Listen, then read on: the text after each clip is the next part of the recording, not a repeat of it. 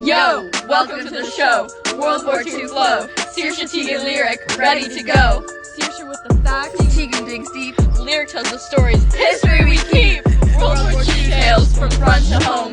Learning the past wherever we roam. Tune in, get ready for a journey back with Saoirse Teagan lyric on track. This is the Gaumont British News, presenting the world to the world.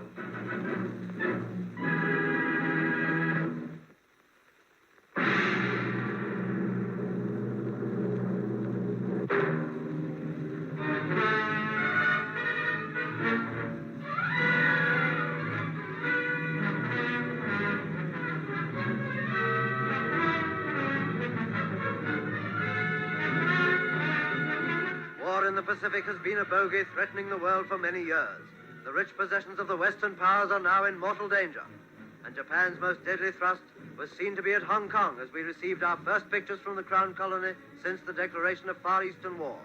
Kowloon and Victoria. Sampans swinging idly in waters that are now the scene of the latest aggression.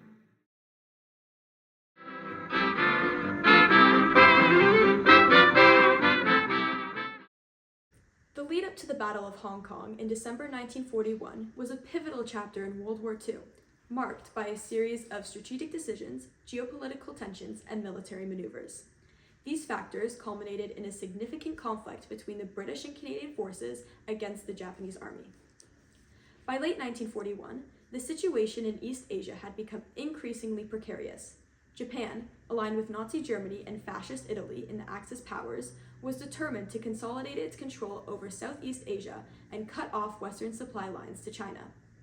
This objective necessitated the capture of British territories like Hong Kong, which stood in the way of Japan's ambitions. In anticipation of the Japanese attack, the British and Canadian forces stationed in Hong Kong were fortified, but they faced significant challenges. The garrison, which was British forces, Canadian forces, and local Hong Kong defenses, were undermanned and under-equipped compared to the formidable Japanese forces gathering in southern China.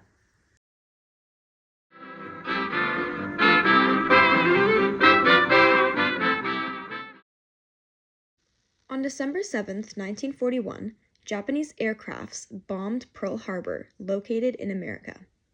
On the same day, the Japanese military launched bomb attacks on northern Malaya, the Philippines, Guam, Wake Island, and Hong Kong. This was what commenced the battle.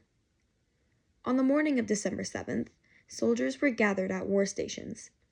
Canadians, specifically the Winnipeg Grenadiers and the Royal Rifles, were transported from the Kowloon Peninsula to the Hong Kong Island. By 5 p.m., the troops were ready to take action.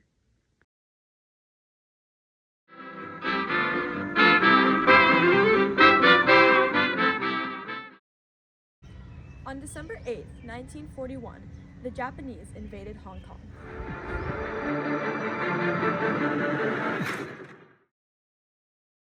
Japanese aircrafts attacked Tai Kai Airport and destroyed Royal Air Force aircrafts.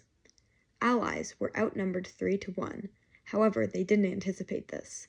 It was estimated that 5,000 Japanese soldiers would fight, but the number was instead around 50,000.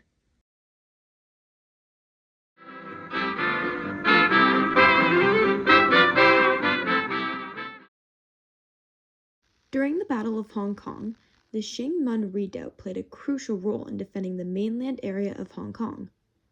Situated in the New Territories, the fortified position was a part of the British defenses against the Japanese invasion. The Shing-mun Redoubt consisted of bunkers, trenches, and machine guns designed to withstand attacks and provide cover for defending troops. It also formed a key part of the gin drinkers' line. On December 9th, the Japanese managed to capture this key position. This was significant because the attack was at night, which displayed how much the British general underestimated the Japanese.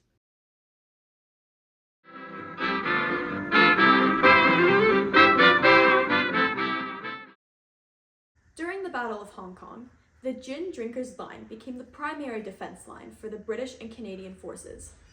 Despite the initial successes in repelling attacks, the line was eventually proved ineffective.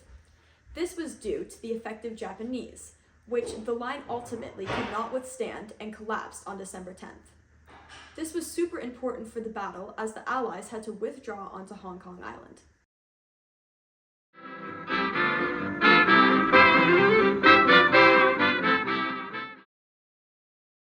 The Allies, specifically Governor of Hong Kong Sir Mark Young, refused to surrender Hong Kong upon the Japanese demands. This decision was made regardless of the fact that the Allies were running out of ammunition, food, and hope of relief, as 2 British relief ships were sunk and the U.S. was still dealing with the Pearl Harbor catastrophe. The Chinese at this time were also in no position to give sustainable aid either.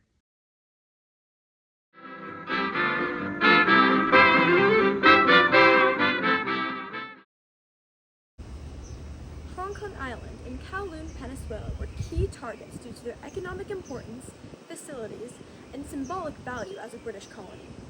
On December 18th, Japanese forces landed on the northern coast of Hong Kong Island. During the night, they launched 4 ambitious attacks on the beaches. This attack marked a significant early victory for Japan in the Pacific War, showcasing their military progress and setting the stage for further ambitions.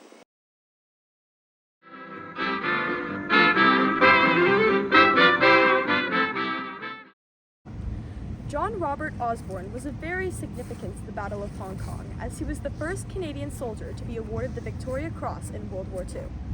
The Victoria Cross is the highest and most prestigious award for bravery in the face of the enemy that can be awarded to British and Commonwealth forces.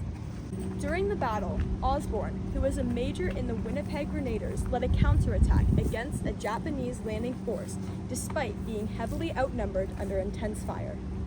Osborne also heroically jumped on top of a grenade to save his fellow soldiers. This made him a significant figure in military history and a symbol of bravery during the early stages of Canadian involvement in World War II.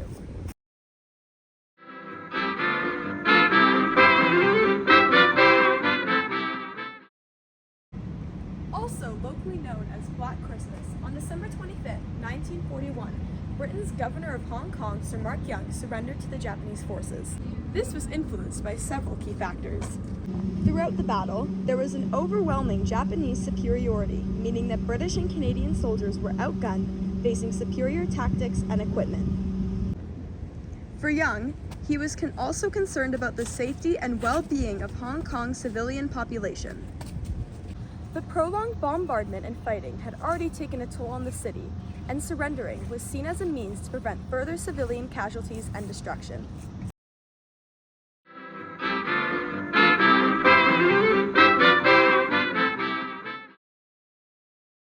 The Battle of Hong Kong was a brutal chapter in Canada's military history.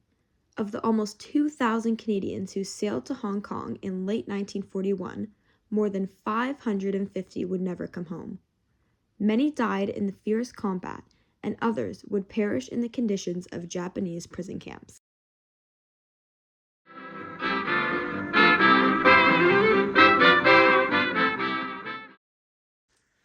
The Battle of Hong Kong was the first place in which Canadians fought a land battle during the Second World War. Almost 2,000 troops from Winnipeg and Quebec City were sent to Hong Kong, not expecting what was yet to come. The Canadians who fought in the defense of Hong Kong sacrificed much in their efforts to bring peace and freedom to the people of Asia and the Pacific. Their task was a difficult and costly one, but their sacrifice would serve as an example of the kind of effort that would be required to eventually triumph. Make a sound like softly falling rain. Just 2 of us together, plan a